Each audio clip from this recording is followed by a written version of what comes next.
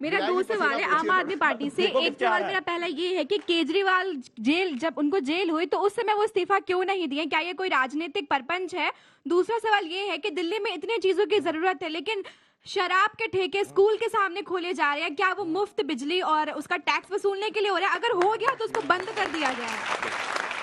देखिए, डांटना मत, दोनों बातें अंजना जी, मतलब मैं क्या चाहते हैं बताओ, मुझे बताओ। मैं वो आप बीच में नहीं बोलेंगे सिद्धार्थ जी, प्लीज। मुझे लग रहा है कि बच्चे को, जो आदमी स्कूल नहीं जाता उसके साथ ये दिक्कत होती है, तमीज है ही नहीं। अब मैं मैं देख भी नहीं रहा इनकी तरफ में, मतलब मुझे लग रहा है मैं रोड डिबेट करता हूं, मैं बहुत कम ऐसे निम्न स्तर के लोगों की निम्न स्तर का हो गया, बिल्कुल होता है। ये शिष्टाचार की डिबेट। यू आर अंजना जी, मैं बार-बार कह रहा हूं कि तुम डिबेट के लायक नहीं हो। तुम आज तक अब इस सवाल का जवाब दीजिए। देखिए, आप इस देश में पढ़ा लिखा नहीं होता, ये ऐसे डिग्री का कोई फायदा नहीं है।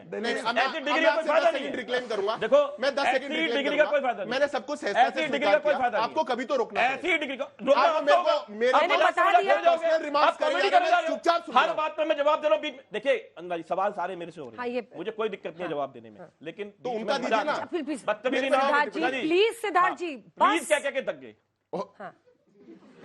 अरे देखिए, मैं रोड डिबेट करता हूँ, स्कूल के पास ऐसा माहौल बहुत कम देखता हूँ। ठीक है, स्कूल के बाहर, सॉरी, स्कूल के बाहर रिक्वेस्ट कर रहा हूँ प्लीज। अरे स्कूल के बाहर शराब की दुकान खुलना, देखिए, आप इस देश में एक उम्मीद बन के आए थे, आपने एक नई पॉलिटिक्स का वादा किया था, वहां पर अगर ऐसा होता है तो इस बच्ची का प्रश्न आपको, मुझे लगता है इससे आंख मिलाकर आपको जवाब देना चाहिए। बिल्कुल इसी का जवाब देना चाहता हूं। पहली बात, मेरे घर में भी एक बिटिया है, प्लीज मेरे जवाब को सुनिए। पहली बात, मैं अपने इलाके के हिसाब से बता सकता हूं, मुझे नहीं पता बच्चा कहां रहता है, कि मेरे यहां पर ऐसा दूर दूर तक कहीं नहीं है। दूसरी बात, अगर फिर भी इस बच्चे कहना कि ऐसा हुआ है या आज भी अभी ऐसा है, ये मुझे अभी बताए, आपके शो पे बता दे, मैं अभी जाके वहां पे रख दूंगा जो मुख्यमंत्री जी हैं उनके पास में कि ये ऐसे खुला हुआ, इसको बंद कर दो। अव्वल मैं नहीं मानता, क्योंकि दिल्ली की ये पॉलिसी बहुत पुरानी है कि स्कूल के पास में 100 मीटर में और मंदिर मस्जिद गुरुद्वारे के पास में 100 मीटर में चीजें अवेलेबल नहीं होनी चाहिए। It's a law.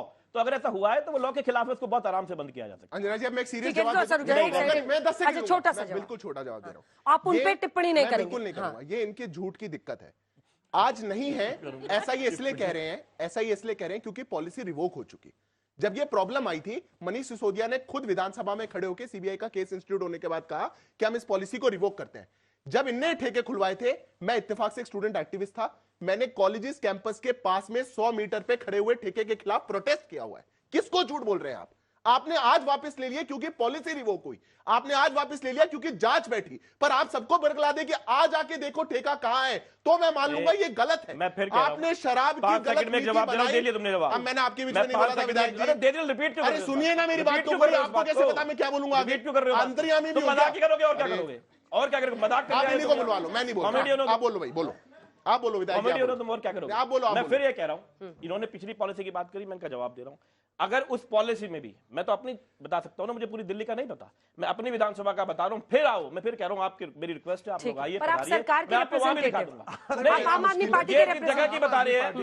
मैं जिस चीज का 100% है मैं आपको वो बता रहा हूं। मैं इनकी तरफ प्रोपेगेंडा पॉलिटिक्स कोई कांग्रेस से भी तो सवाल पूछे, कांग्रेस वाले कुछ बोल ही नहीं पा रहे। पार्टी के प्रवक्ता है, पूरी दिल्ली का नहीं बता। सर मेरा सवाल भी सर पक्ष से है, आम आदमी पार्टी से।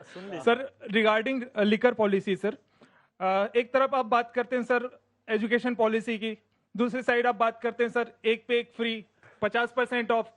सर इसकी बात ही नहीं हो रही सर, मतलब क्यों सर? क्या संदेश देना चाहते हैं सर आप इस सब चीजों से? और दूसरा सवाल मेरा सर ये है कि इंफ्रास्ट्रक्चर से रिलेटेड, दिल्ली में वाटर लॉगिंग प्रॉब्लम बहुत है सर, रोड की प्रॉब्लम सर, वुमेन सेफ्टी की प्रॉब्लम सर इसकी बात भी कीजिए सर। ठीक, इस पे भी थोड़ा सा। अब तो एमसीडी में भी आप नहीं है। देखिए, जो अगर सेफ्टी की बात आई, वुमेन सेफ्टी की, तो जब दिल्ली के अंदर हमें पुलिस से बहुत सपोर्ट नहीं मिलता था, तो हमने वहां पे दिल्ली के चप्पे चप्पे पे कैमरास लगाए, ये सच है। इन्होंने इंप्रूवमेंट की बात करी, इंफ्रास्ट्रक्चर की बात करी। आप देखिए दिल्ली के अंदर आज भी, रजौरी का मैं थोड़ा सा एरिया बता देता हूँ, रजौरी में, वजीरपुर में, मोती नगर में 2 में पुल चालू हो चुके हैं, 1 में हो रहा है।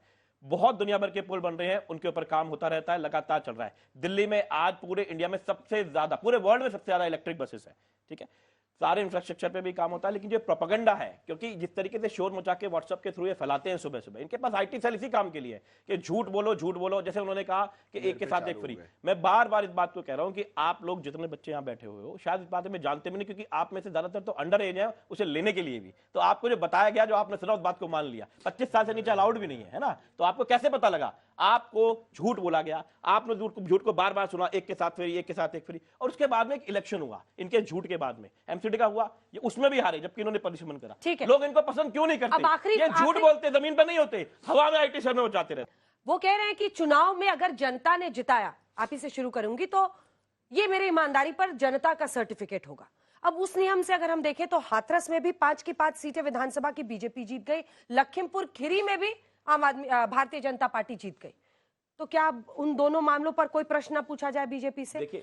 देखिए, लोक अदालत में जीतना अलग बात होती है, लेकिन दोष मुक्त अरविंद केजरीवाल कोर्ट से ही होंगे ना। बिल्कुल अंजना जी, उसमें दिक्कत यह है कि जैसे कि ये बता रहे थे कि भारत में केसेस चलने में 10-15 साल लग जाते हैं। 15 साल एक ईमानदार आदमी अपनी छाती के ऊपर रख के बैठा रहे और उस तरीके से उससे सवाल होते रहे। आपने देखा कि 10 लोगों ने यही सवाल कर दिए, क्योंकि उनको जो सिखाया गया, जो समझा दिया गया व्हाट्सएप के थ्रू, उन्होंने मान लिया। अब वो सवाल करे जाएंगे, तो एक आदमी ऐसे में कोर्ट का तो वेट करे। कोर्ट जो कर सकती थी, कोर्ट ने बेल दी, कोर्ट इसके आगे तो कुछ नहीं कर सकती, वो किडनी निकाल के तो रख नहीं देगी, बेल ही दे सकती थी।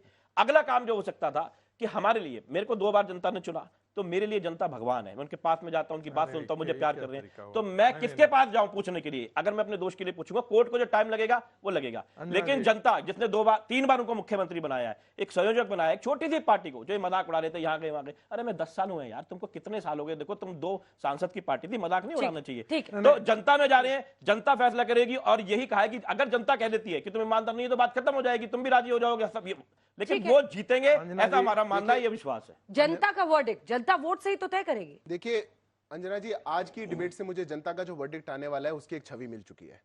जब अहंकार अपने चरम सीमा पर पहुंच जाए और कोई भी व्यक्ति जो आपके खिलाफ प्रश्न पूछने लगे, आपसे जवाब तलब करने लगे, उसको आप कहने लगो तुम सब बच्चे जो व्हाट्सएप यूनिवर्सिटी के हो, तुमको पढ़ाया जाता है, सिखाया जाता है, इसलिए ये बातें हैं। जब झूठ इस पराकाष्ठा पे पहुंच जाए तो जनता अपना फैसला पक्का देती है, और ये जनता का फैसला अंजना जी जरूर आएगा, क्योंकि दिल्ली की जनता इंतजार में थी। दिल्ली की जनता ने जब प्रश्न आपसे पूछा, पहले बोलते थे एमसीडी हमारे पास नहीं, एमसीडी आ गई तो कहते हैं अब वो हमारे पास नहीं, वो आ गया तो अब वो हमारे पास नहीं। दिल्ली आज आपसे हिसाब मांग रही है, पर ये सोचते हैं कि हम चेहरा बदल करके अपने चरित्र को बदल देंगे, तो चेहरा बदल करके चरित्र को नहीं बदल सकते। आपका चरित्र वही का वही है। आपका चरित्र जैसे एक एक परत खुलती जाती है, ऐसे आपकी परत खुल चुकी। आपकी सच्चाई दिल्ली की जनता के सामने है, और वो सच्चाई पर दिल्ली की जनता मोहर लगाते हुए आपको बाहर का रास्ता दिखा। आप किसके खिलाफ ये चुनाव लड़ रहे हैं, आम आदमी पार्टी या बीजेपी?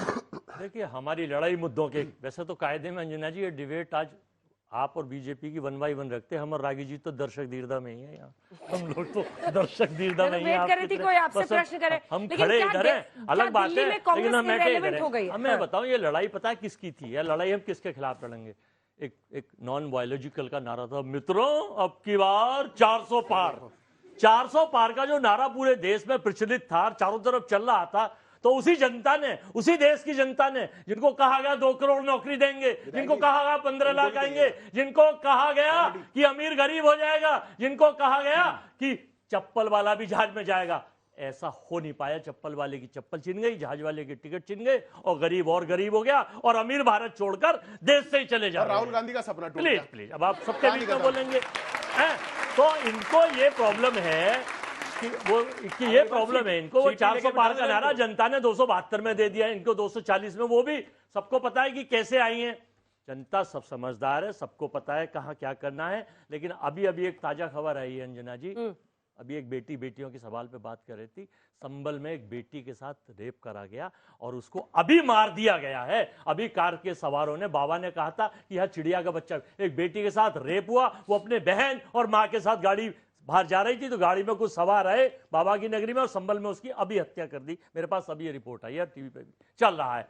अगर बेटियों की सुरक्षा की बात करना चाहेंगे ना इस देश की सरकार की, तो प्रधानमंत्री तो मोदी जी हैं, लेकिन जहां प्रज्वल रेवन्ना, ब्रजभूषण, कुलदीप सेंगर, स्वामी चिन्मयानंद, कुणाल पांडे, सक्षम पटेल, सरदार जी खेल मंत्री हरियाणा, ये बेटियों के अगर मामले देखेंगे तो नंबर 1 इनको मिलेंगे। और भ्रष्टाचार का अगर देखेंगे तो चंदा दो धंधा लो में पूरे देश में किस तरह से उसको किया गया था सबको पता है। लेकिन बस वो व्हाट्सएप और फेसबुक पे जोर से बोलो, बार बार बोलो, झूठ बोलो, ये जल्दी से रागी। देखिए, झूठ फैलाया जा रहा है घर। देखिए, लालू प्रसाद यादव भी जीत करके बार बार आते थे, लेकिन वो बाद में कन्विक्ट हुए। उनको पता है कि वो आज के दिन में सजा याफ्ता आदमी है।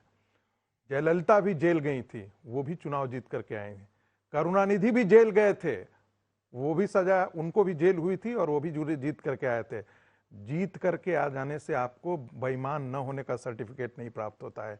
एक बात। दूसरी बात, अरविंद केजरीवाल जो दूसरों पर आरोप लगाते थे और कहते थे कि इनको तुरंत इस्तीफा दे देना चाहिए, प्रणब मुखर्जी पर आरोप लगाया, अरुण जेटली पर आरोप लगाया, नितिन गडकरी पर, ऐसे दर्जनों जगह आरोप लगाया और माफी मांगी।